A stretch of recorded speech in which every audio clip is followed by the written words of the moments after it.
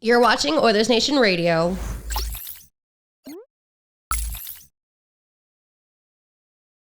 Thank you, Lisa. Tyler, do you want to go for brunch with me? No, I'm good. No problem. Do you want to go just for beer? had pizza. It's 1:45, so yes. We should do beers more when we do this pod. No problem. Do you want to go for dinner? I would. It's National Pizza Day. No problem. Do you I want had to go pizza for lunch. I saw. No problem. Would you walk me home later? Don't. Why? It gets dark and I get scared. It's understandable. Well, Fair. anyway. Those levels are so low. Are they? They are pretty low. No, Or do they're we got to good. yell? I mean, I don't know why. Is everything okay? We'll fix it in post. It looks fine. We'll fix That's it very in business post. talk. If you just go closer to the screen, Liam, they look bigger. What if I zoom into the little Yes. graphy graphs? Yeah, Problem then they solved. look fine. It's an interactive show. We just get the listeners to turn up the volume. Yes. Turn it up. All right, listeners. Turn it up or down, depending on where you're at. Oilersnation Radio, it's Friday. Gang's all here. Rick is back from Mexico. He's looking very, very tanned. It was a nice time. Were you at a golf event?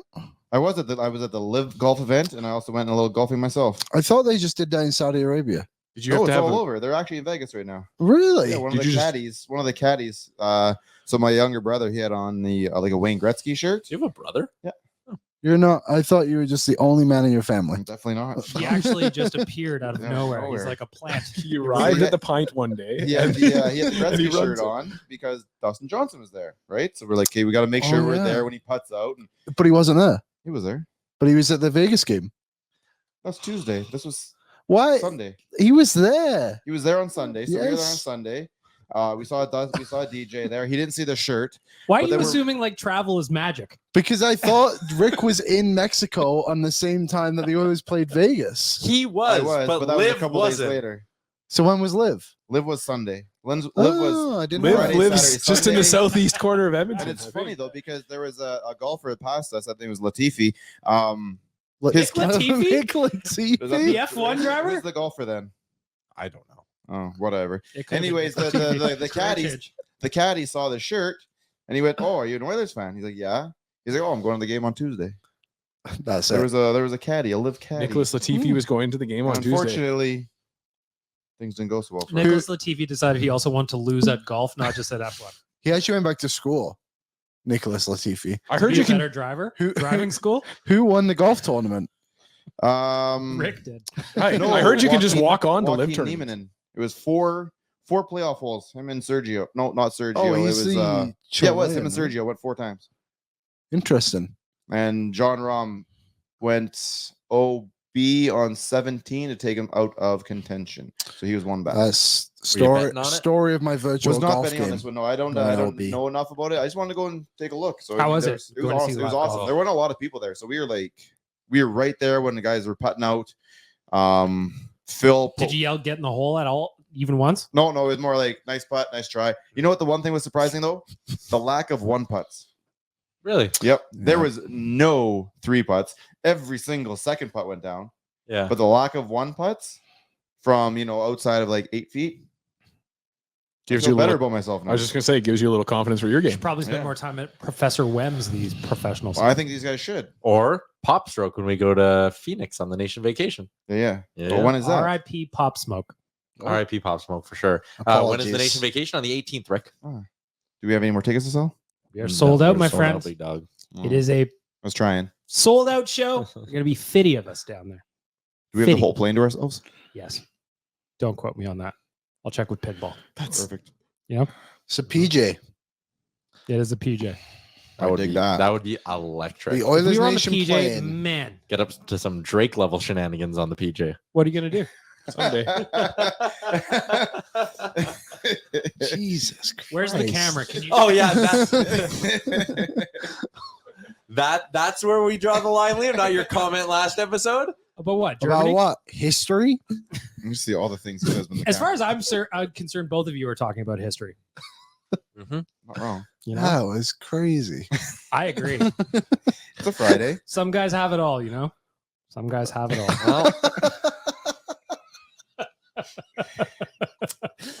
Let's start the I'm not on podcast, shall Twitter we? anymore, so I don't know what you guys are talking about. Oh my god. Consider yourself blessed. Google it. Well, Or for You people. can, that- you can look that one up on your own time, not on a company. Oh, you know what? computer. Just post that question on Twitter and see what happens. Wait till the end of the show and go back and look at your From mentions. hockey fights. Yeah. What's new with Yeah, from Drake? hockey fights. Oh, that was good. What is new going on with Drake?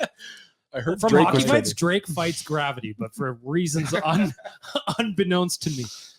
Anyway, it's time to talk about hockey. It's time to talk about sports. Liam, stop distracting me. I want to tell you about the Daily Faceoff Survivor. Daily Faceoff Survivor game, gentlemen. Who's still in? There's only 9 of the 470 people who entered this week still left. That is this weekend. insane. This is the marathon week because of the All-Star break. Yeah. This is a very tough game. It's a great game. I encourage you to go to dailyfaceoffsurvivor.com. You could win a bacon portobello mushroom melt. You know you want one. All you got to do is flex your hockey knowledge. That's all you got to do. Shots on goal, goals against average, point, power play goals can make or break your week. But don't overlook the Wendy's bacon portobello mushroom melt. Sure, it may not help you win weekly prizes with Wendy's and Daily Face-Off Fantasy, but like your prediction, the Wendy's bacon portobello mushroom melt will never disappoint. It's a tough game. I've only made it past day 2. Never. It's tough in these streets. Think you can do better than day 2? I encourage you. Sign up. You too can flex your fantasy knowledge. Mr. Yuremchuk, what do you got for us today for a delicious debate for our friends at Wendy's? Do we like the changes Chris Knoblauch is making to the Oilers lineup? Let me walk through them for you. Yeah, please. We've got first line, Nuge, McDavid, Hyman. Second line, Excellent. Kane, Draisaitl, Corey Perry. Interesting. Third line, Holloway, McLeod, Fogle. Fourth line, Janmark, Ryan, Brown. Now, here's where it gets interesting, gentlemen. Pay attention to the defensive pairings. Pairing number 1, Nurse, Desharnais. Pairing number 2, Ekholm, CC. Eh? Pairing number 3, Kulak, Bouchard. What? So my questions to you, gentlemen. What do you think of Coach Knoblauch's line combo changes? Liam, I'm going to start with you. I like him. I'll start defensively. I think Desharnais deserves the opportunity to showcase what he can do in the top 4. I think he has played exceptionally well on that bottom pairing with Kulak. Like, you never really hear much negative surrounding either of them right now, right? And it's obvious, I think, in some games that Cody CC can't handle those top pairing minutes. And I think now is last game he had an opportunity to block that Chandler Stevenson shot. And one play shouldn't define the entire game from CC, but I don't think it was his best performance overall. And I think giving Desharnais the chance to showcase what he can do, because there's a chance that the Oilers move on from CC. So you may as well see if Vinny can be something further up the lineup for you. Nation Dan, what do you think? You see those line combos, you see those defensive pairings. What are you thinking? Well, there's been, I feel like, a purveying wind over the Oilers fandom that says that Knoblauch, is kind of just the steady hand that's going to keep this team going. I like to see a little bit of a shakeup after a win streak like that. I can understand from Knoblauch's perspective, he kind of just stuck with what was working and didn't do a lot of tinkering, but I just like to see him trying new stuff. It's for us as Oiler fans, we've really haven't seen much of a shakeup on defense since Ekholm came into this lineup.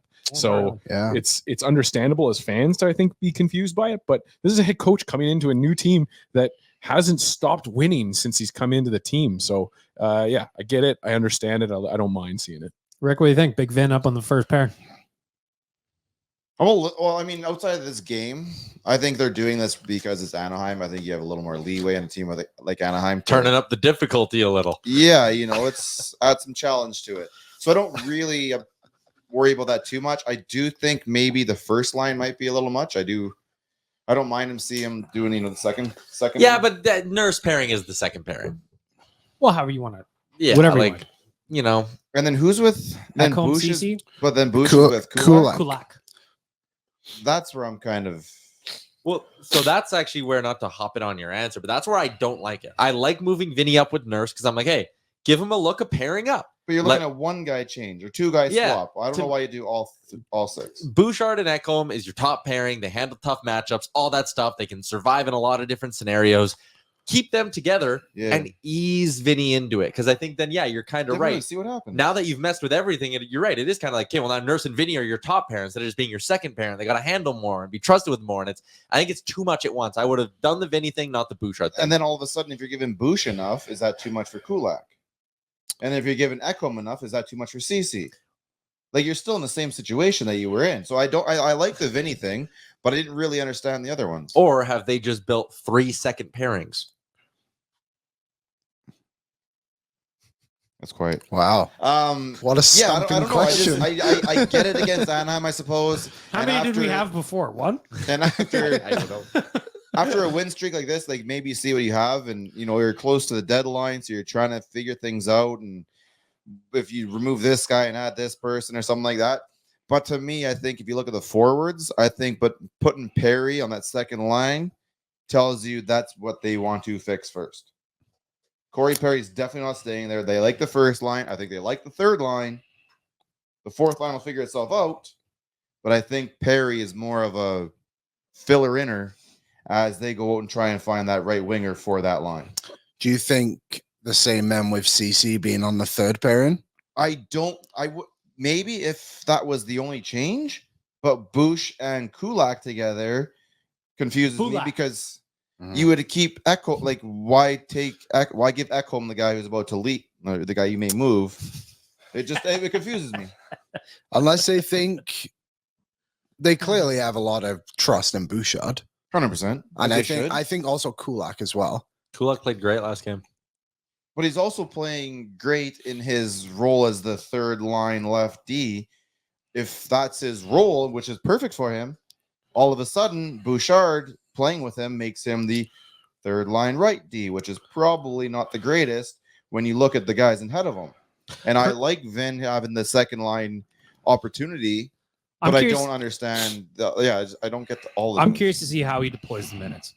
Bouchard's obviously going to get his power play minutes for sure. But looking at Kulak so far this season, through 46 games, he's averaging 14.37. So are you going to drop Bouchard down at even strength minutes, or are they going to elevate Kulak? That's what I want to see. I see. What I actually think will happen is, I know I kind of joked, but like, I think all 3 of these pairings will play very similar minutes tonight. Mm-hmm. And that's probably fine in a game like this against Anaheim. But again, like, will they roll it over tomorrow is a different question. Who are your penalty kill defensemen? They might just Nurse all of them, but Nurse, Bouchard. Nurse, Oh, Kulak. Ekholm doesn't kill penalty. Oh no, he does. Everyone but Bush. Yeah. Everyone but Bush. So yeah, Wait, no, there's got to be someone who doesn't. I don't think Kulak has a lot of the time. Maybe. Like, he Oh yeah, probably that's what it can, he was. just doesn't get a lot.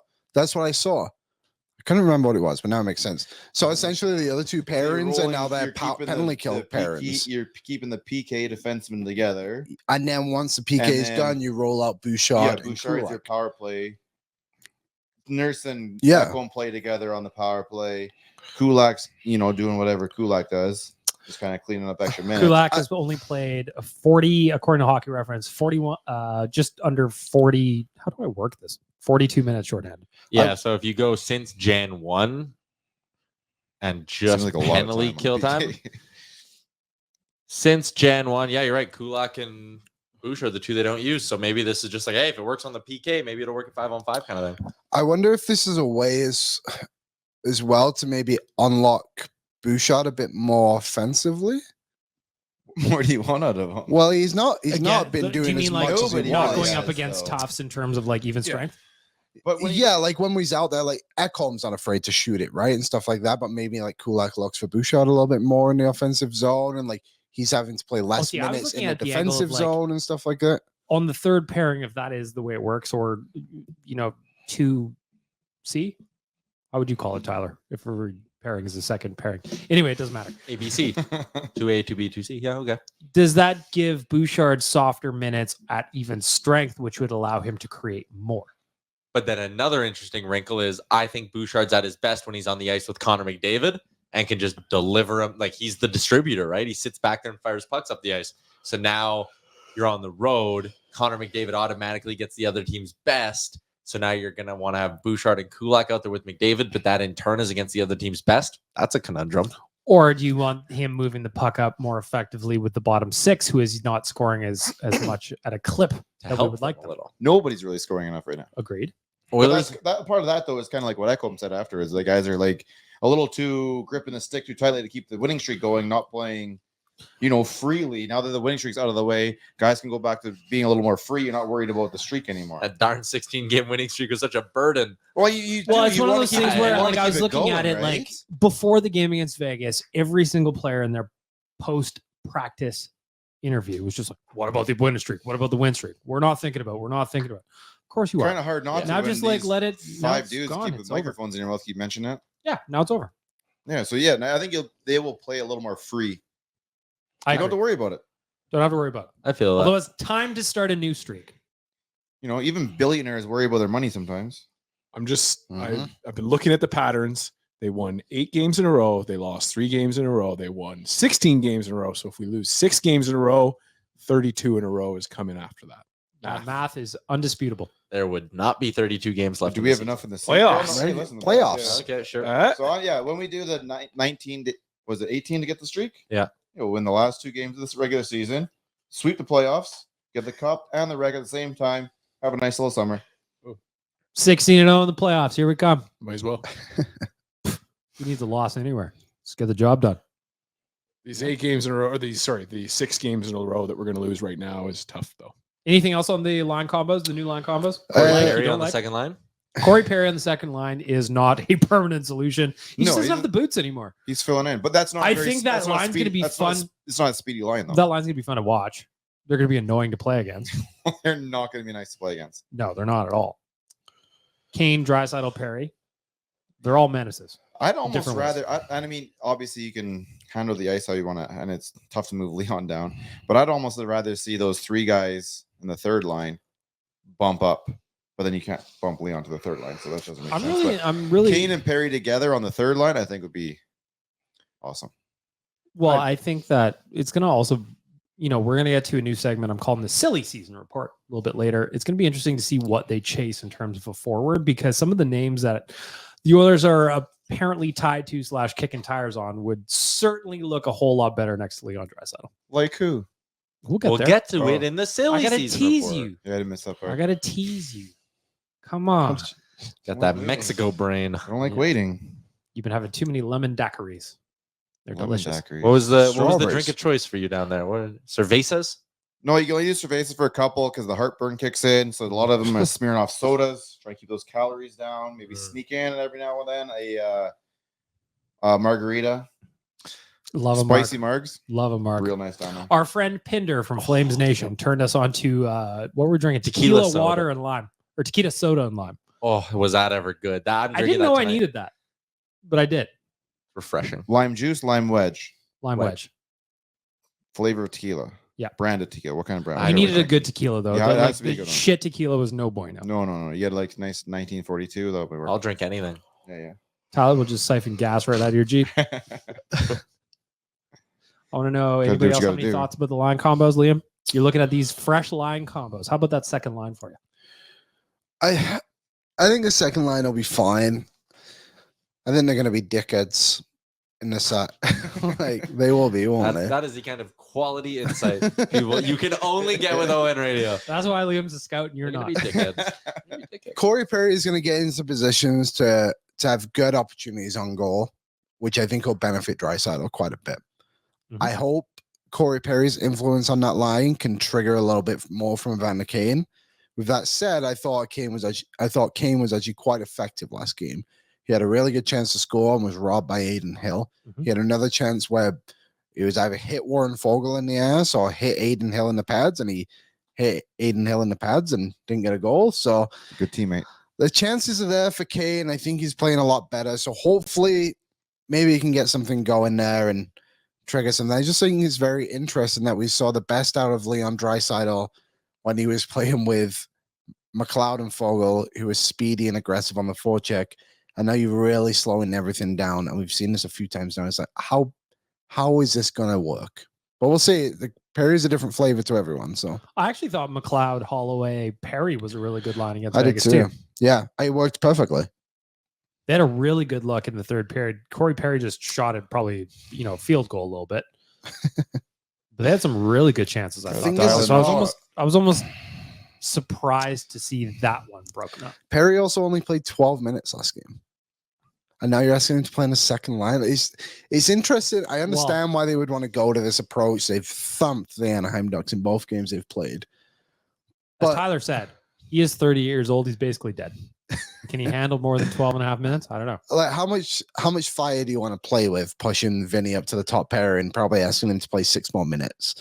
Probably asking Corey Perry to play 4 or 5 more minutes. I know it's only a few shifts and it's the Anaheim Ducks, but also they do have some players that could bite you in the ass. Like as well. Tyler said, though, if those defensive pairings are a little more all number 2s, yeah, maybe I the suppose. Vin's not going to be eating that much more minutes because you're just going to spread them out more equally. And I trust them all. I think our blue line has been fantastic over this stretch. And if like Cody Ceci is our biggest liability, I don't think it's the end of Great. the world. Like I think they've all been fine. I trust them all within the pairings that they're in now. It's interesting how much they've changed things up after winning so many games in a row. If you listen, Just watching Twitter during that game, it was funny because I think the prevailing opinion there, the biggest one out there was, wow, has Vin taken a step? And I feel he like has. it's been said like 3 or 4 times this year. 100%. I think he deserves to get the opportunity to play higher in the lineup. I'm down. I agree. He deserves it. We'll see what happens. Earned, All he not can do. given. And this is the time of year where you can kind of play with that a bit. Well, especially From if a month from now, you're probably locking shit down. I do wonder, and they would never admit it. I'd love to know how much of this is, like you said earlier, kind of, hey, can Vinny handle more minutes? And maybe that changes the deadline plans a little bit, given that they don't have a whole lot of cap space. They have some, not a whole lot, limited resources to trade away. Maybe it makes our choices a little bit different if he can go up there and succeed. Maybe. Yeah, they definitely have a bit of a plan. And I think you're seeing that in the lines right now. I want to hear from you if you're listening to this Owen Radio podcast, Twitter, and Instagram. What do you think of the new line combos? Tell me. Tell Liam. Don't just tell me. You can tell Tyler. Mhm. He'll listen too. Dan do you- won't listen. How do you expect them to tell Leon? He's got them all muted. Liam has muted everyone. Kennedy asked me if I muted her today. And No, I have not. well, What? we'll check the mute list after this is over. We'll see if that actually happens. Got that much time on your hands? You know, real quick Few before we move on scrolls. to who delivered for our friends at DoorDash, I just want to look back really quickly at the game against the Vegas Golden Knights. It's almost a shame. We knew that the streak was going to end at some point. It's almost a shame it happened that night for a couple of reasons. One, the Oilers played really well. Aiden Hill, very annoying. It's 3, good. the way the Vegas Golden Knights fans celebrated that win was truly embarrassing. You didn't like that? The thing that annoyed me the most was not that the Oilers lost. It happens. That's sports. They celebrated real hard for a February. They're win. the champs and they beat down the team that's on fire and the team that, wants to knock them out of their spot. I guarantee we would have done the exact same thing. I don't think we hated would've. that loss. I hated that loss, and that was a large reason why. Well, so but- you're with me then. Yeah, but I can't blame the fans too I do. much. I agree. Probably would I have do. been the Fuck 'em. exact same way. I mean, I agree with that as Thank you. well. But it was a huge game. Like the Vegas Golden Knights once again stopped the Oilers in their tracks. And if I was a fan of Vegas in that building Aiden watching Hill stopped them in their tracks. that's what he did in 6 games last year too. 90 has to go through the crease. 9? Who's 9-0 has to go into the crease and go Oh, knock the net Corey off Perry. and take out the goaltender with him. I don't like it. I guess he Maybe throw didn't a have to do trident it. at He him. didn't have to do it first because we were up by a goal. But if they got up by a goal first, and into the second period, we're down a bit, and we get in the Aiden Hill's head.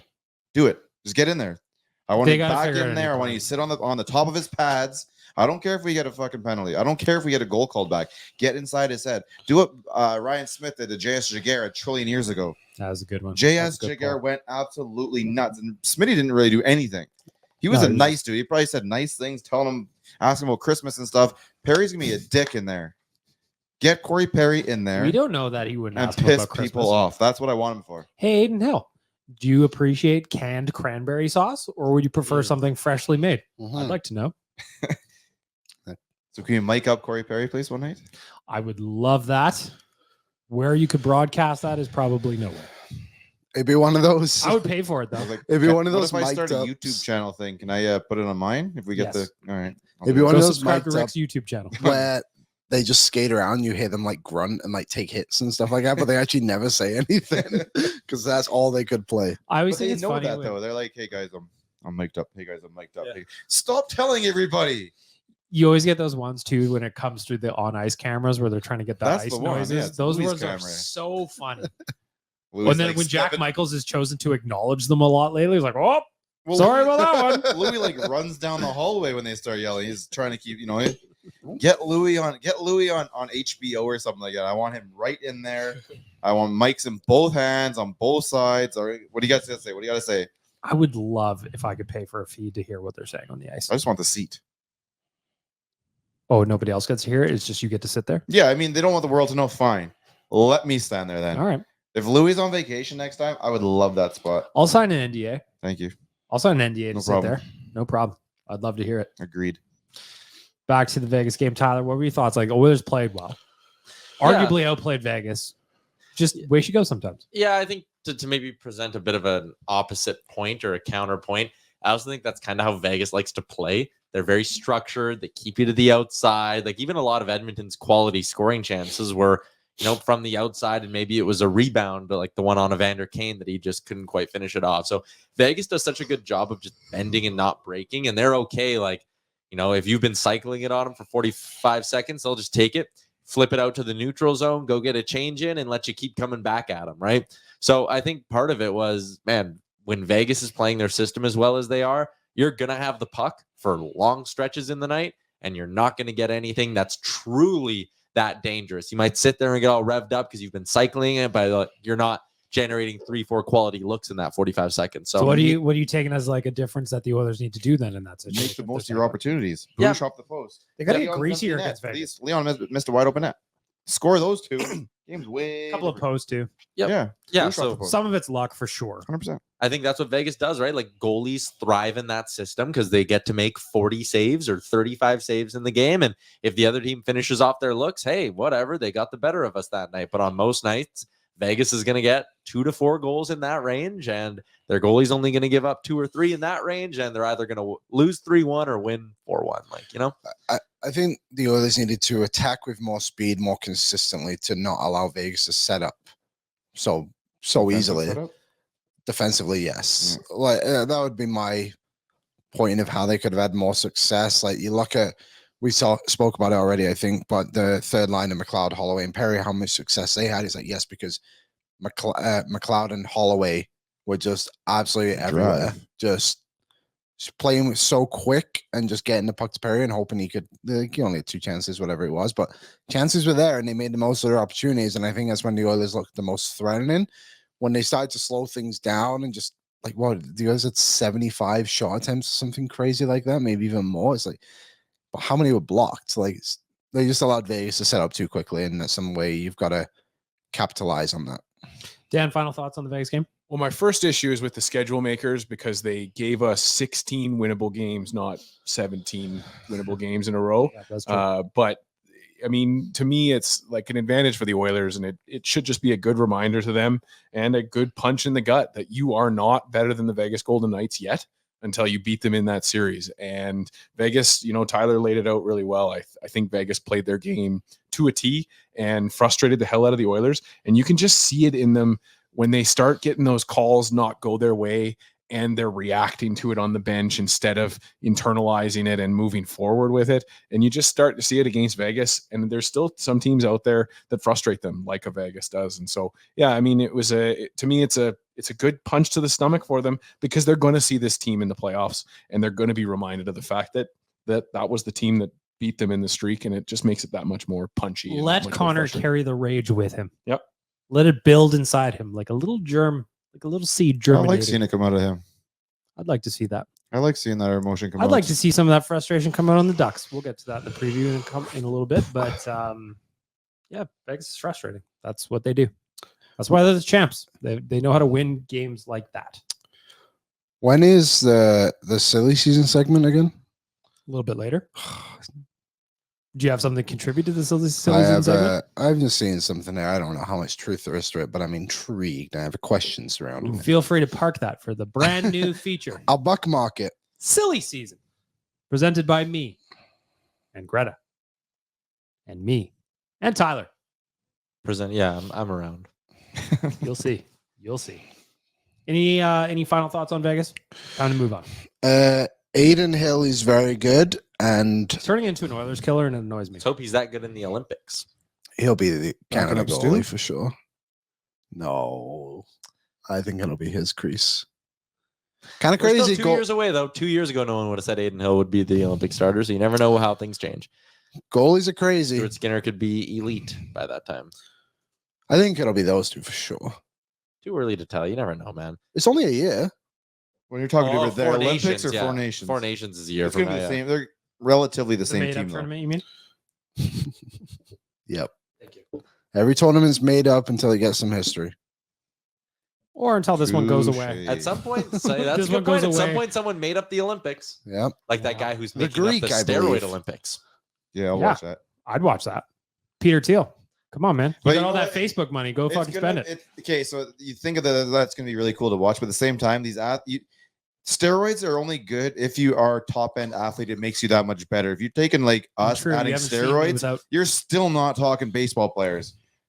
Like, No. like if you're talking like you give Jose Canseco, you give Barry Bonds, you give those guys who absolutely mash the ball that upper edge, they start doing stupid things. Barry Bonds would You never do can't steroids. take like a regular person and give it to him, expect that same result out of them. That is the It's point. not going to be that great. Barry And Bonds- none of these guys are going to go do it because how the hell do you like erase the whole I'm the steroid gold medal and and you want to get back into the real version?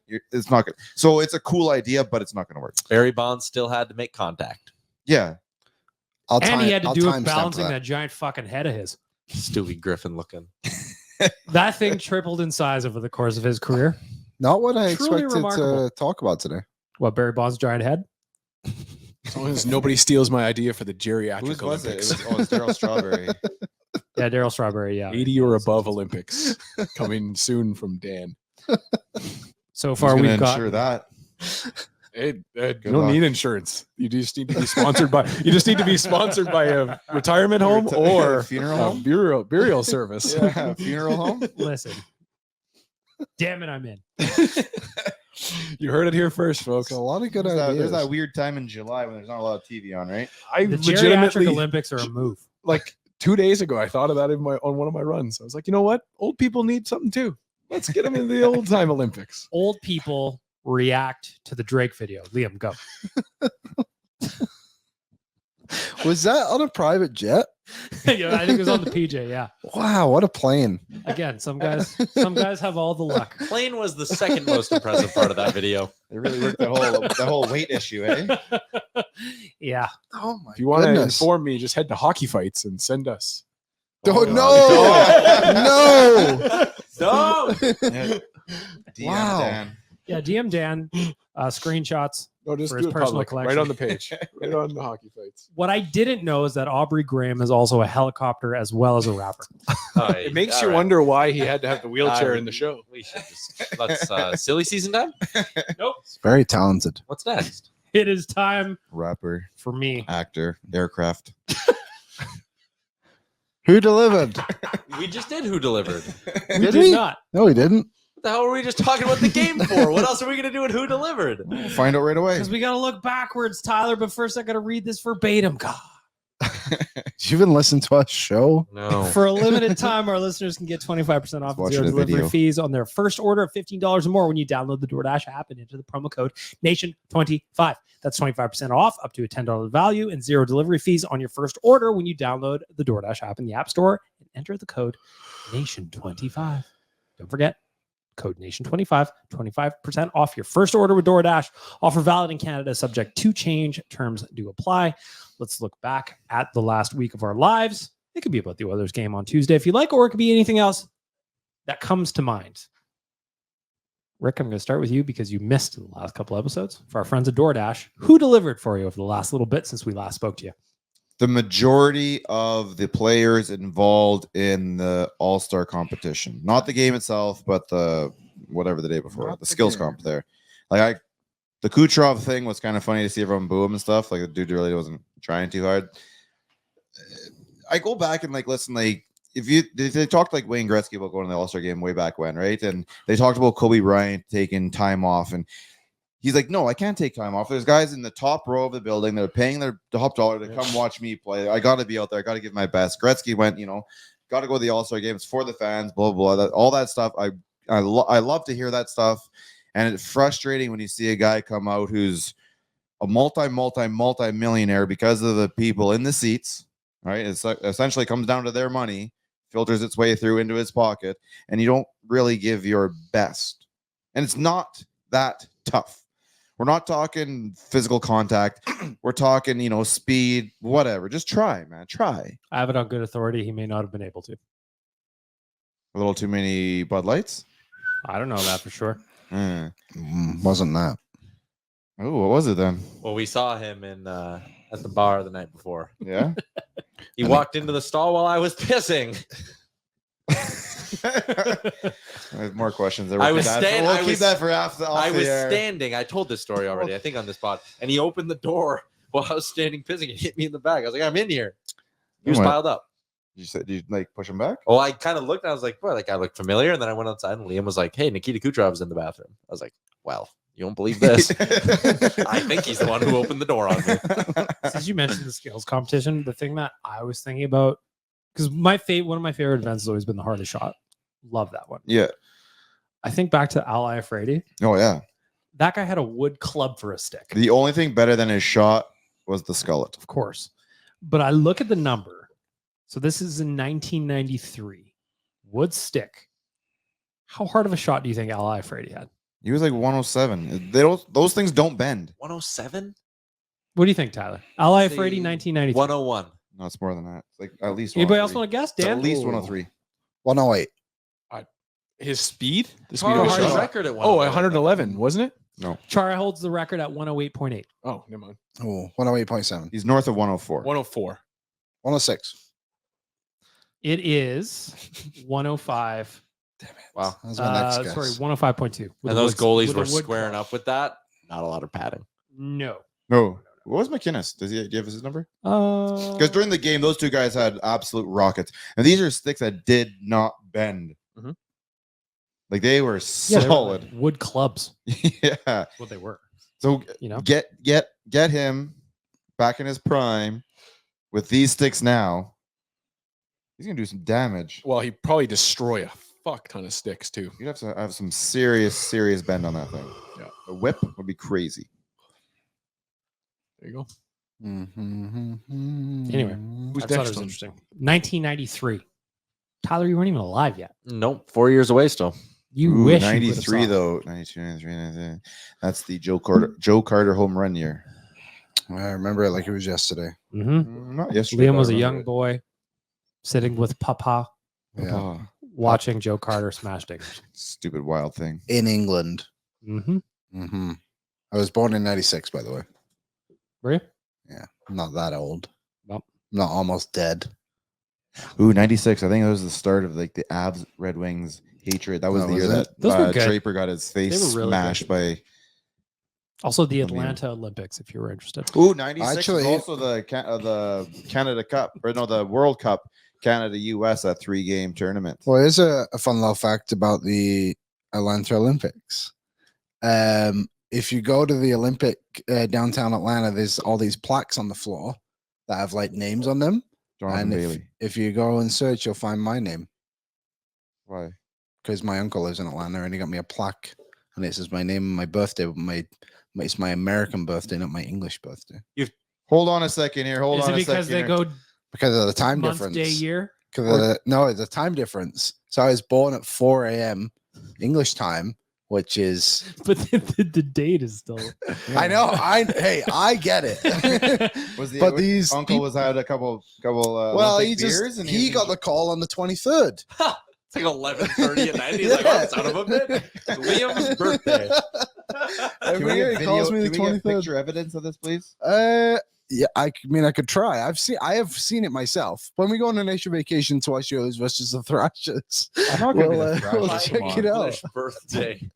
Yeah, got an different English calendar over there? birthday, Japanese birthday, an American birthday. Really you're depends where the Australian. date line is. You know? All right. Come on. Any let's day get could to be your it. birthday if you're committed to it. Who delivered for our friends at DoorDash? Looking at the last 7 days of your life, Tyler, who delivered for you? I'm still going to go with Stuart Skinner, even though it was a losing effort. He played good. Like, he may not have been the best goalie in that game, but he still played good enough for the Oilers to win that hockey game. He made some big stops. There were big moments. He kept it close even when there were a couple of pushes from Vegas. Like, this run he's on continues to be unbelievable. So Stuart Skinner. 12 straight games, giving up 2 goals or less for our boy Stu. We'd love to see that. That's goaltending that you can win with. Liam, for our friends at DoorDash, look at the last 7 days of your life. Who delivered for you? I'll say Vinny.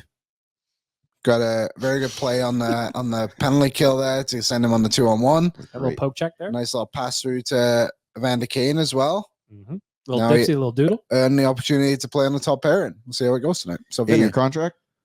8-year contract. Yeah. 8 years, $1.5 million. I mean, I'm taking Who it. says no? Probably Vinny. Vinny's agent specifically. Yeah, Vinny's I don't know agent about that. say no. I don't know about that. Dan, for you, last 7 days of your life, who delivered for you for our friends at DoorDash? I'm going to give it to Connor McDavid, winning the fastest skater competition, winning the competition he designed. And then also his performance against Vegas was just unreal. 8 shots on goal, the 1 goal for us. Felt like he was just one of those games where he was going to not be denied, but he was denied by Aiden Hill. So Connor McDavid delivered for me last week. For myself, DoorDash delivered a few different times, actually. I also used the double dash, which I said I would. Rick, I got myself a donair. I also got Love myself a McFlurry. Perfect. Little din. Nom nom. Little dessert. Also, Tyler, for taking me out for brunch and walking me home when it's dark and I get scared. You've always delivered for me, pal, and I appreciate you for it. That's what I'm here for. Thank you. Thank you. I want to look at tonight's game against the Anaheim Ducks very, very quickly. The Oilers have run the show the first couple meetings of the season. This is an opportunity to start a new win streak. As Gregor said in the game notes today, don't go streaking the other way this time. Yes.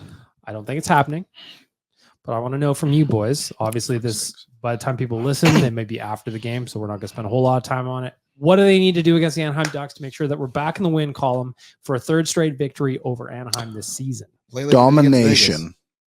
Just dominate them. Well, that's basically what they. I remember that first game when I think Anaheim was up 2-1, but it never at the point was it like, oh, they're done, because that's when they were kind of not very good, right? And then all of a sudden the skill just took over and they ran away with the game. Also, a 5-point night. He's already done it back to back. Connor McDavid did it, then Fogle did it. So tonight, my prediction is Leon Draisaitl has a 5-point game. He's due for one. He is. It's Should on the bet on schedule. You want me to bet on it? Yeah. All right, I will.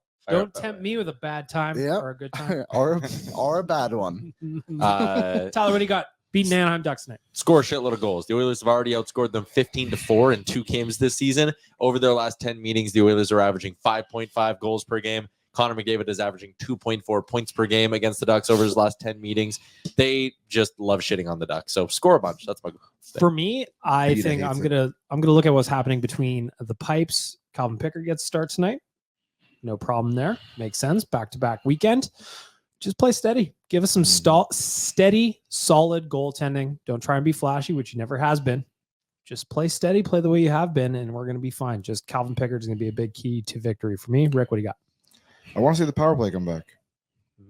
They were starting to look okay before the break. Then the break came in, and obviously that's something they need, some continuity and whatnot going together. You kind of lose it over that time. You get it back. Power play was okay for the 7/8 of a power play we got there last game. But I want to see that get going again, because when that's going and the rest of the team plays the way it is, this team is very, very dangerous, and it'll beat a team like Vegas if they can get all aspects of their game going. Nation Dan, beating the Anaheim Ducks. What do you got? Pucks on net. I think they made Vegas look really good, shooting through lanes last game that weren't there. So I just think get rubber on. Is it Gibson tonight, or is it? I'd confirm. Yeah. Get rubber on Jaguar, former Halifax Moosehead. Yeah, there you go. Dan lived in Halifax. Yeah, there you go. Just get the pucks on the net. I'd like to see over 35 shots this game, and I think that's just an easy W for the Oilers. We've eliminated that whole 40 shot thing, right? Or we're clear of that, so we don't be worried about it. Couple of things I'd like to see tonight: Oilers to go over 34 shots on goal, like you said, Dan. Maybe Why? the Oilers to win Any every particular period. reason? General For the interest. love of the game. Hell yeah. Have you seen what Oilers to win every period tonight is? No, but I might accidentally put a couple of shekels on it right now. Plus 625. Ooh, mama, Hot let's go. dang. Shout out to Betway 18 plus. Please play responsibly. Drysdale plus 850 to get 4 or more points. That's as high as I can go on the point tally. Or more. Yeah. All right. How you feeling about it? I feel like I just won $85. Already spent the money. Yeah, just DoorDashed. Real quick, Nation Dan score prediction tonight. Oilers Ducks. Let's go. 5-1 Oilers. Liam. 9-2 Oilers. Holy Dinah. 7-2 Oil. 4-0. Got a 4-2 win incoming. Bet the farm on it. As long as it's Gregor's farm. Good. You can afford it. He's fine. Right? Mm-hmm. Anything else on Anaheim Ducks, Liam? Victor Fast actually confirmed to be in goal tonight. Oh, I was Ooh, hoping it was good Bruce pull. Galoff. Good pull. Mm. You know, Jonas Hiller will back him up after he's done coaching the LA Kings. it's important Fair. that we have continuity back there. Mm-hmm. Really, really important. Yep. Ryan Getzlaff, no goals for you tonight. Mm-mm.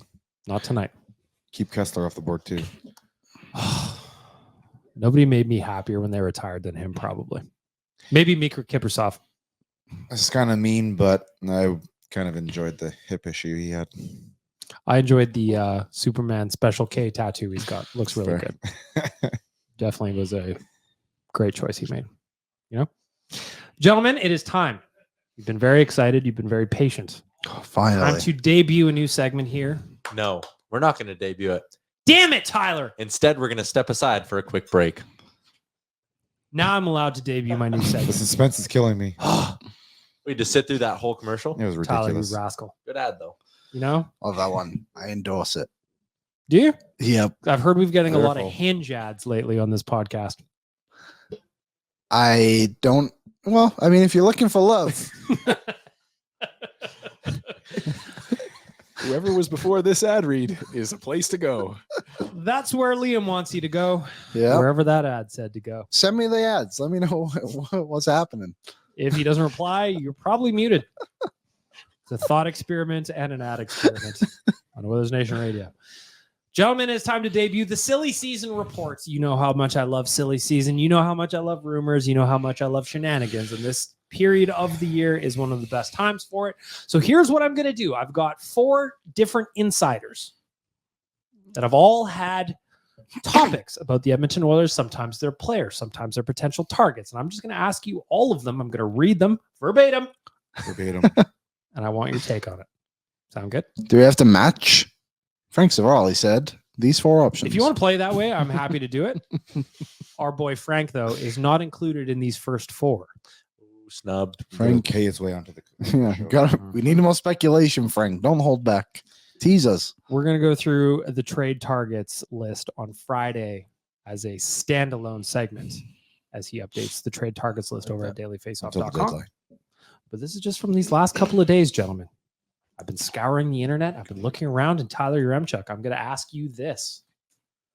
Pierre LeBrun on Insider Trading said, the Oilers' top priority is to add a top 6 forward, if at all possible. I think there is an idea there to upgrade on the second line with Leon Draisaitl. We mentioned Getzel as a really splashy name, and I think he remains on their list, but who knows if he's even available. Jordan Eberle is the name that continues to grow within the front office of the Oilers. The idea of a reunion with him if Seattle falls out of contention makes sense. There's another name, Tarasenko. It's a fresh one. He's got a full no trade clause, but I do believe he would waive for a contender like Edmonton. Do any of those 3 names tickle your fancy, boys? We've got Getzel, we've got Jordan Eberle, former friend, and we've got Vladimir Tarasenko out of the Ottawa Senators. Tyler Yaremchuk. I think you just outlined really good the ABC kind of plan. A, Gensel. If he's available, you get him. I think guys like Konechny, even a Buchnevich, if you can make it work. Tyler Toffoli, if he becomes available, that's your A. Your B is Vlad Tarasenko. That's a guy with 35 plus goal power. We've seen him do it before in his career. He's not the player he used to be, but if you get him retained down, pretty easy to squeeze in, won't cost you as much as a Gensel. That's all good. If you can't get Tarasenko, then you go with the vibe play. You go with the one that'll get the fan base excited. Jordan Eberle's been a good playoff performer the last couple of seasons and the last couple of runs that he's been on. He's familiar with his surroundings here. You know he'll slide in and fit in the room really, really well. I see no problem with going after Jordan Eberle. There's just other guys I'd go after first. Nation Dan, do you like a reunion with our old friend Jordan Eberle, or do the other names tickle your fancy a little more? And Jake Gensel and Vladimir Tarasenko. I hadn't even thought of Tarasenko before I heard the name come up from LeBrun, and that one I think has me more excited than anybody else listed on that list. Tyler's mention of Buchnevich got me excited as well. But yeah, I'm still a defensive first guy. I still think we need help on defense before we go to the forwards. But I understand why the organization wants to keep moving on getting forwards. Tarasenko by name, I think gets me excited first, just because that shot and that scoring opportunity he has. But like Tyler said, though, I think he's kind of dipped a bit, so you kind of have to like reposition where you put him. Eberle, I think my heart would explode. I don't know how Wanye would handle that. It would be interesting. You think of like the goals he scored for Team Canada. Gensel, I'm gonna go Eberle, Gensel, and then Tarasenko. But you're fully admitting the Eberle one is a vibes thing only. Not only because he did say he's had a good playoffs and what he can do is big. I definitely know him better than I do know Gensel. I get it because Gensel, has done very well playing with Sid and Gino and whatnot, and it's kind of sort of doing the same thing here with two big names. We've seen though players that have been able to play with one, not necessarily the other, but we've got a guy like Hyman who did very well with the guys in Toronto and doing even better here. So yeah, I get it. I will say that Eberle probably gets the push because of the heart. Yeah, I think for me, Tarasenko's my guy. The one shot option for him. If I just picture him on Leon's right side, teed up for one time. Well, that's what I was thinking too. But if they ever get disinterested or something like that, I think they can slip. But that's the nice thing about Tarasenko. You only need to be dialed in for like 8 weeks. And I think Playoffs he'd on be the line, jacked let's up go. to be here. Yeah. I think he would. Although he wasn't great for the Rangers, but still, I'm willing to look past that. Next up. Oh, wait. There's another layer to the Jordan Eberle debate. Oh, here we go. This is what you bookmarked? Jordan Eberle has played 986 hockey games in his You want to career. play 1,000 here in Edmonton. If they got him, his 1,000th will be with the Oilers. We already missed the opportunity with Sam. Number one on my list is Yep. Eberle. Number one on mine too, Eberle. I guess this is I'm changing the order a little bit. From Elliot Friedman just talking a little bit about Gensel as the option. He goes, they might have another good asset to move here in Philip Broberg. Right now, he's playing 25 minutes a night in Bakersfield, and he's playing extremely well. So I'm curious to see what happens there. If Gensel is available, and my opinion is that he's their guy, Broberg would definitely be someone they part with to make it happen. What's Gensel's contract situation? $6 million to the end of the year. So at the end of then he's done. Yep. Pure rental. And what's his re-signing looking like? Probably like 8 minimum. So pretty much not available here. I would find a different way of getting him than moving a guy like Broberg. Next up, gentlemen, you talked about the back end. Well, from Darren Dreger, the Oilers are looking at defense. Sean Walker or Chris Tanev are names that have been circled by the Oilers. They would need to include Cody Ceci or Brett Kulak to make it happen. More likely, they take a move on a forward, but Ken Holland is making sure to stay in the market at every single position. Does Sean Walker or Chris Tanev do it for you, gentlemen? They both do it for me. However, Tanev would be the guy I would trade straight up for like Ceci. I think Tanev's better than Ceci. Plus, Frank said that Tanev would only be a second-round pick. The intriguing thing about Walker is, I wonder if where are you going to put Walker? You're going to give him like this is my thing. So if you're top four now, if this Vinny project works and you're top four, and you're like, we need a puck-moving guy to play in our third pairing, then you're looking at Walker. I would look at Walker for that because the rumor is Philadelphia would retain quite a bit and they're okay taking on a bit of salary as well. But they also apparently want a first-round pick, which is outrageous for a guy like Sean Walker. So I would not upgrade Sean Walker for Cody Ceci. But if you need a guy on the third pairing who is more of a puck-moving guy, I would go and get. Yeah, I don't think Walker is the guy that you want playing CC's minutes and CC's situations. No. So I think Tanev is kind of more comfortable there for myself.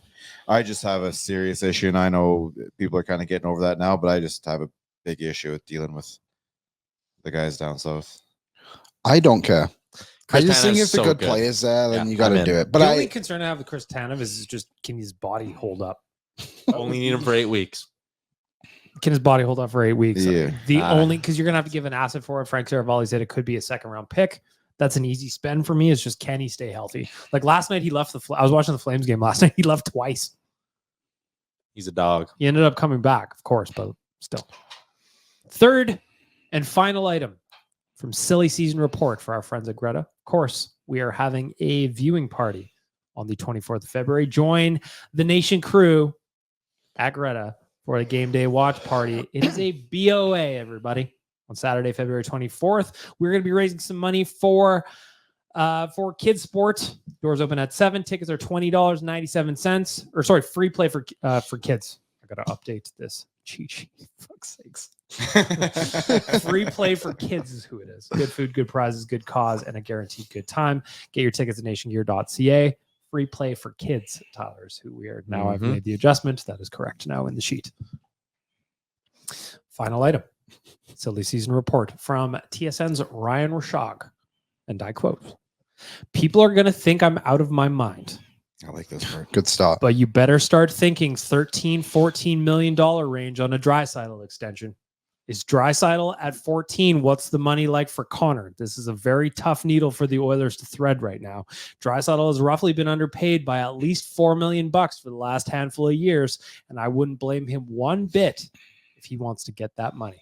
Why is that nuts? Marner's gonna, Yeah, that's the Marner thing's gonna fuck us. I don't know. Dry will get 13.5. Connor will get 15, and we'll move on. Go our merry I'm way. cool with that, by the way. I've always said that Leon's gonna get Connor's And if it- contract, so if it's up by $1 million, I'm fine. If it's 14 and 16, if it's 15 and 17, like, and I just don't care. Like, you just pay them and keep them, and you deal with everything else after that. People love being like, oh, but if Draisaitl wants 16, not 14, where do you draw the line? And it's like, man, if my third pairing right D-man sucks for the rest of eternity, but I have Leon Draisaitl and Connor McDavid, who cares? I completely agree. I pay them whatever they want. I give them a blank check and say, just sign this and write whatever number you want. Anybody else Good to disagree? go. No, I think we owe Pete Chiarelli a debt of gratitude for what he got Draisaitl at, and then that's just kind of you have to pay that back. But there is another side of that, like, you know, Draisaitl has been underpaid by $4 million for the last few years. Okay, but when he signed that deal, compared to the other contracts, Not he was really. overpaid. It Not was really. Just Dude, Pasta. It was the Pasta one. McKinnon, you do those Okay, comps. those guys have both taken smaller ones. I thought that he signed a year after Barkov, right? Okay. So if he signed when Barkov did, then he would have been a little bit less than that. Because he signed afterwards, he gets that little bit of extra. Another layer to all of this as well. So why'd you say 13, 14 for Draisaitl, right? Mhm. You would still have Hyman for 3 more years at 5.5, and Nugent Hopkins at 5.125 for 4 more years. 6 more Barkov's years. first deal was 7 more years. AAV of 5.9. It's like Draisaitl again. 6, yeah, whatever. He got more than, like, I think the idea that Draisaitl did the Oilers like some crazy favor and took a big discount. No, he wanted guaranteed money, and he was paid handsomely as well. That whole like, the Oilers might owe him because he's underpaid. Like, Leon Draisaitl knew what he was doing, man. It's not like the Oilers pulled the wool over his eyes and were like, gotcha. Very few people expected Draisaitl to ascend to where he is right now. Probably But including Leon Draisaitl, which is why he there's- signed the contract. But Not there's the Leon, rub, but I'd though, say the other players. because Leon can go to another team and be like, hey, I think I'm worth this, and they're going to agree to it. Yeah. So I mean, Rashog saying that people are going to hate him for it. I don't think there's anything wrong with looking at that, like looking at the market as it is right now, and that's just the way it is. No, people always hate you for contracts. Yeah. They always will. Call it the Horkov conundrum. They're doing it with Nurse. They're gonna do it with Bush. It's gonna happen. That's welcome to the Oilers Twitterverse or whatever you want to call whatever's going on. There's a lot of you hear a lot more negativity than you do anything else. It's just easier to be negative than it is positive. Final thoughts from me. Pay the man his money. Yes. Yes. Pay the man his money. Also, Bring Leon, you me don't wanna my move, money. man. Like it's tough. Nobody likes it. You got to pack boxes. You got to rent a U-Haul. It's he's most likely, if he were going to, and that's a large if and not going to happen actually, but you'd be changing, you'd be crossing the border. Yeah, there's all sorts of things you got to do there. I don't just stay where you are, Gotta buddy. hire a moving company. Who wants to hire a moving company? They're touching your stuff. Nobody wants that. Nobody can trust them unless there's one sponsoring us. Not yet. In You this have to eat all economy, the food out of your fridge. it's such a hassle. That is a Pantry's got to be hassle. emptied. You Mhm. don't want to move all that shit. No. Come on. What are you going to do with a half-open box of cereal? Mhm. Eat it. You got to eat it. Gentlemen, silly season report in the books for our friends at Greta. Outside of Liam, your point was that you wanted to save for the silly season report. I already said it. It was a Sean Walker thing. I mixed it in. Francis Saravalli said a first-round pick for Sean Walker is what Philly wanted. Liam wrote about that yesterday at Oilersnation.com. That's what they want. Are they They're not gonna necessarily get it. But they also said, people also said that about Sean Monahan. He went and got that first-round pick. But I think Frank made a good point of comparing the other defensemen that have been traded for first-round picks. And there was only 2 of them on that list that weren't UFAs that upcoming year. One of them was Orlov. The other one was Gavrikov. But in the Gavrikov deal, too, they also got Cole Pacell. I just love the idea of the team that is selling the player dictating the cost of said player ahead of time. I just think I admire the Flyers for trying. You got to ask. Yeah, 100%. Business. Where the market goes, yeah. You got to But ask. like last year, I'm not going to get too worried about the names that are be coming up there because I feel at the end of the day, they will find someone even better. Ala Echo. Before we get to Ask the Idiots and wrap up the podcast here, we got a couple of quick items to get through. I just want to talk to Tyler and Liam. You guys had Ryan Whitney on Oilers Nation every day today. How was that? That's going to be my hot performer. It was great. Whit was really, really cool. Appreciate him giving us some time. Did you ask him about jumping off the bandwagon? Yeah, we did. And What did he say? He was just- apologized. yeah, he He should. apologized. And I think we can all kind of recognize we were in some dark spots earlier in the year. And But we never get off the bandwagon. yeah, but I've flashed up the tweet. You know, I tweeted that the Connor McDavid era was unraveling right in front of us. So yeah, I mean, I forgive him. I think he's a big oil guy. He wants to see them do well, even after everything that went down between Whit and the fan base and the organization. He still has like great things to say about his time here. So yeah, I mean, I forgive him. It was a great interview though. People should go check it out on our YouTube. I love having a guy like Whit back us and pull for us and push us out there into the universe right now because I think the NHL is starting to get a lot more eyeballs when it comes to the McAfee show, when it comes to Spit and Chicklets getting bigger and bigger, and a lot more of these entertainment shows are talking hockey right now. So that's kind of where the Vegas thing hurt me a little bit more, is because, you know, the McAfee thing was there, and I would love to see a show like that, a person like that get behind the Oilers, because I think that would be great for the NHL, because the NHL doesn't advertise these guys very well. What they do for that would be way better than anything that the league does. Did you tell him you went and saw him live in Toronto? I forgot to bring that up. I was texting him about it, so he knows we were there. He knows we were supporting. With your number 6s? No, It was it was a great show. was Don't get me wrong, but hilarious some of the live. people is just so weird. Like that guy in front of us just kept saying like, "Take a Ping Whitney shot," and it's just like Shut up. we're not even close to anything like that right now. Like they're talking about random. It was weird. It was good, but it was always weird. those people out It there. was just weirdos, man. Yeah. Everyone. I mean, when you take a spit chickle, it's like, I mean, you know. I know it was just so I don't know, so odd, so not inappropriate, just a weird time. It was cool. I really enjoyed it. And you enjoyed having Whit on the show today. I did. Yes, on that as well. That was cool. Liam asked him about Jay Sidney Crosby thing. It was great. Go listen to find out more. It's not exactly like you're going to see a chat from Louis Theroux, you know? NationGear.ca. If you want some threads, upgrade your life, make yourself look sexier. I encourage you to do it. We got some fresh threads up there. Events are up there. Get your tickets to the February 24th watch party at Greta. NationGear.ca. 4 quick questions for Ask the Idiots, gentlemen. All 5 of us are idiots, and all 4 of these questions are made just for us. Whoop whoop. Coming down to the end of the line. Nation Dan, you were up first. Are there any teams in the Western Conference that scare you? If so, who? Scare me is not the right word, but Vegas and Colorado to me are the 2 teams that I would be worried about come up playoff time for this team. Liam? Mine is only Vegas. They're just really good. Tyler? If I'm being honest, the whole West scares me. God, I think there's 7 legit contenders, but Vegas is at the top of the list. Who you got? A man much smarter than me once said, to be the man, you got to beat the man. So yeah, let's get past that team and we'll be fine. I'm looking at just to wrap it up, I'm looking at the last 2 cup champs. I'm thinking about Vegas. I'm thinking about Colorado. Get through them. I think it'll be PTSD. fine. Colorado, PTSD. they're obviously a frightening team, but they're not as scary as years past. I don't think. Don't get me wrong. Like when Landeskog inevitably comes back in one of the playoffs, it's going to make them way better. But I don't know. They're not as scary as they were 2 years ago. That star power is. Just Oh, goes for away. sure. Wait But- until they make a couple tweaks at the deadline as well. And I don't know. I think the Oilers can match him. Zach Parise on your third line right wing isn't exactly making me shaking my boots. Well, we have Corey Perry on our second line. Well, Corey Perry is younger than Zach Parise last time I checked. roasted. All right. Former Hart Trophy winner. Yeah. is How right now many for you to hot check trophies right now. has Zach Parise won? Sure.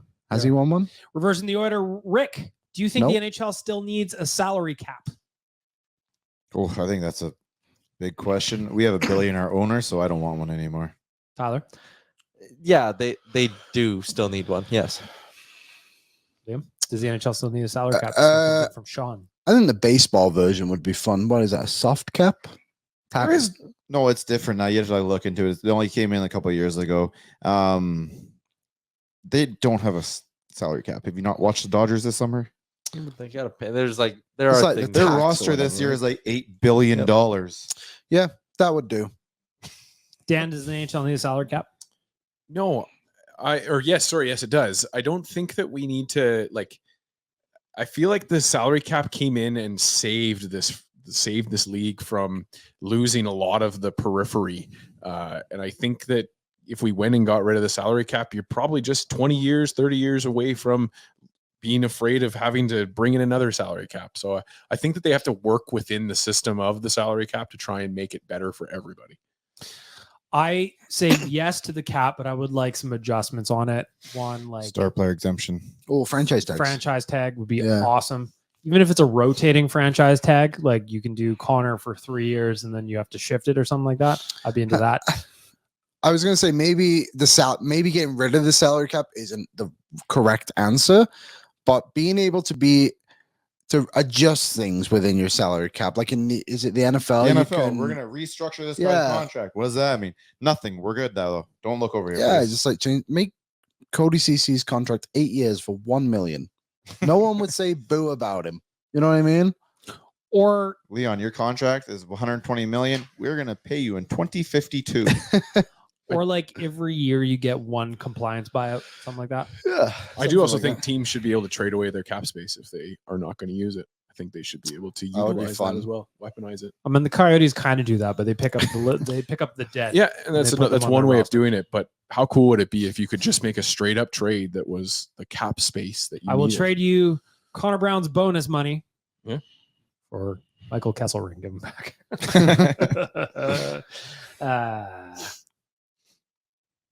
Next question. Ask the idiots. Question number 3. Tyler, I'm coming to you first. If you are Ken Holland, what do you need in return to part with your first round pick? A legit top 6 high end scoring winger or a legitimate Matthias Ekholm style upgrade on Cody CC.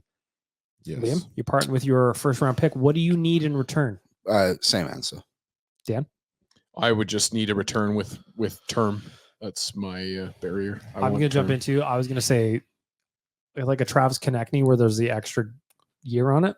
Love that. A little bit of term would go a long, long way. This year's first. I don't care about term. What do you need in return for that first? That top 6 player, top 4 defenseman. Mm-hmm. Liam, I'm coming with you. Last question. Ask the idiots, nationgear.ca. Which Decade of Darkness Oiler Oh dear. would you love to add to the roster if you could? Jordan Eberle. Does that guy count? You would. Yeah. You would right We'll there. do that. It could happen. Mm-hmm. It Rick, will happen. which Decade of Darkness Oiler would you add to the roster? Oh man. Pronger is just before it. Mm-hmm. Jason Smith. Ooh, that'd be a really good one.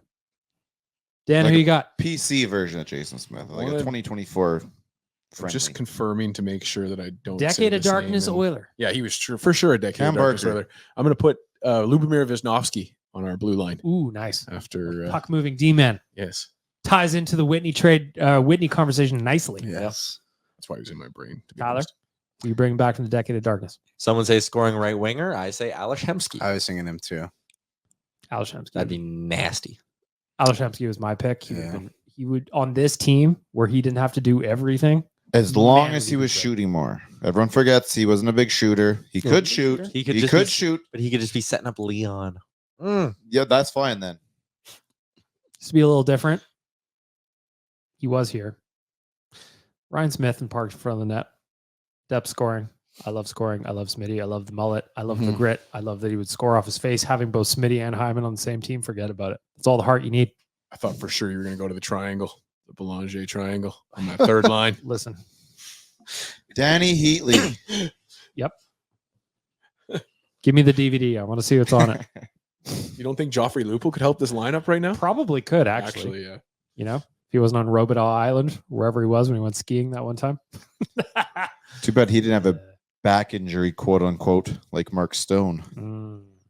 Mm. Fake, Mhm. Mhm. made up.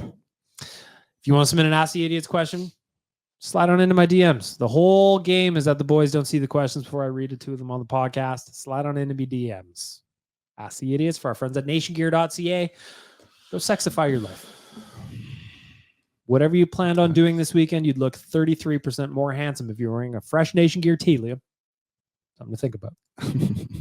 Let's wrap up the podcast really quickly with hot and cold performers. As we do every week, we start with our veggies. I got to get my buttons ready here. Mr. Tyler Remchuk, I'm going to come to you first. Your cold performer of the week. It's going to be myself for forgetting my iPad on a plane on the way home from Toronto and then running around my house for 30 minutes being like, hey, where the hell's my iPad? And then realizing it's on a plane somewhere. So it's me for losing my iPad. Worse. It was really nice of you to include a video screen for the next flyer, though. Yeah. I mean, yeah. But you know what? Hot performer. Shout out to WestJet for getting it back. Good for them. Liam, you're up next. Your cold performer of the week. My cold performer of the week. How about that snow we had earlier in the week? Yesterday? But yesterday for an hour and a half. Really lingered around. Quite thick out there. So the snow that we had.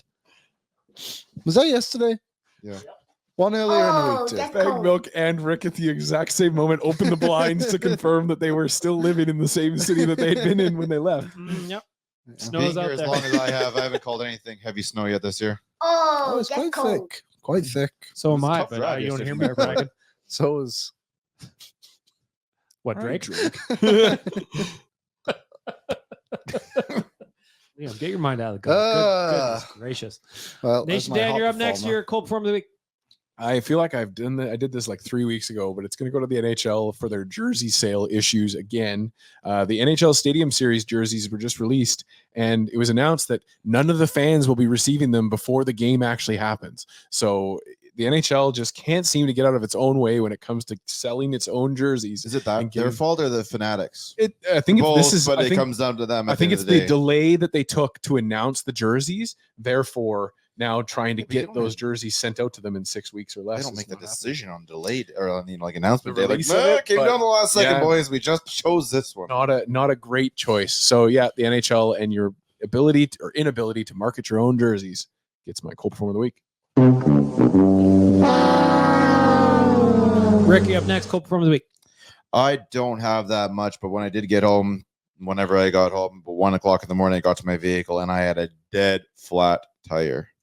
Oh, I couldn't find my vehicle in the airport parking lot. It took me 15 minutes to Take a find it. Did they move it on you? No, Classic I airport wasn't sure move. if I was in 5 or 8, so I started in 5. Turns out I was in 8. First of all, if you ask Bagged Milk, you can take the easy parkade. He was That's the much one easier. over. Yeah, he's outside, right? Yeah. Yeah, I was outside. Silly. I know. You goose. Broke boy. Call me. I also park outside for what it's worth. Liam touched on it a little bit earlier, but my cold performer of the week is my genetics, tiny little schmeckle. And I don't have a PJ. Both sides of the coin are both bad. Sometimes you're the windshield, sometimes you're the bug. Some guys have all the luck. Boy, that escalated quickly. Let's wrap up the podcast. Hot performer of the week. Rick, you're up first. What you got? Well, on the other hand of my cold performer, I was able to call the airport, and they have a tire inflation service. So the guy that came up and first he tried this little red machine. I had to do shit. I'm like, oh, now I'm screwed. He's like, hold on, I'll come back with another one. Came back with this gigantic thing. Filled it right up. So big guy is smoking hot. Tyler, you're up next. Hot Performer of the Week. Everyone who came out to Greta for our watch party, I was nervous. I was like, Tuesday night, I don't know, first game back. People have jobs. Don't matter. People showed out. Even though the Oilers lost, we had a great time. Shout out to everyone who swung by at Greta. Pour it on. Mr. Liam Horban, your Hot Performer of the Week. My hot performer of the week goes to the lack of passengers on our flight home from Toronto. It was very nice. BM was already in the row. I got an upgrade to the emergency row and got to stretch out my legs. Woo! Friday, baby! Yeah, let's celebrate Friday! Woo! Honorary Hot Performer to me for organizing that. She Body told me, entire she row. goes, just so you know, you could lay down across these 3 seats if you like. And I said, you know what? Come my guy back there, come on up to the emergency exit row. And she goes, only after takeoff. But like, you didn't hear it from me. Okay, no problem.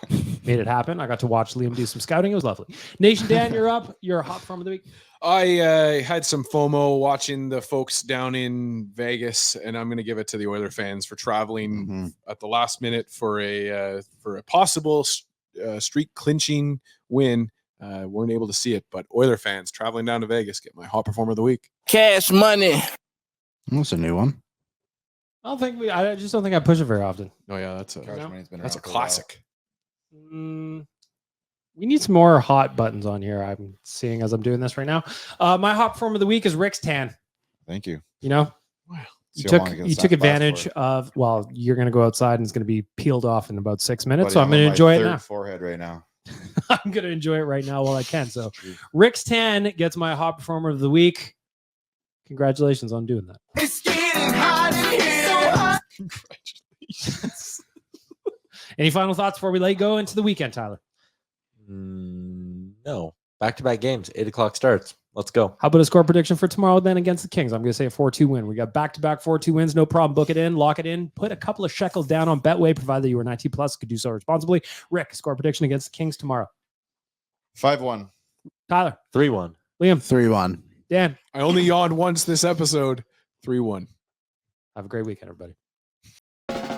What's up, Nation citizens? If you like that video, then you need to be subscribed to the Oilers Nation YouTube. Podcasts, live shows, exclusive interviews, and analysis. Everything you need from your favorite voices at Oilers Nation. And you don't want to miss any of it, so hammer that subscribe button.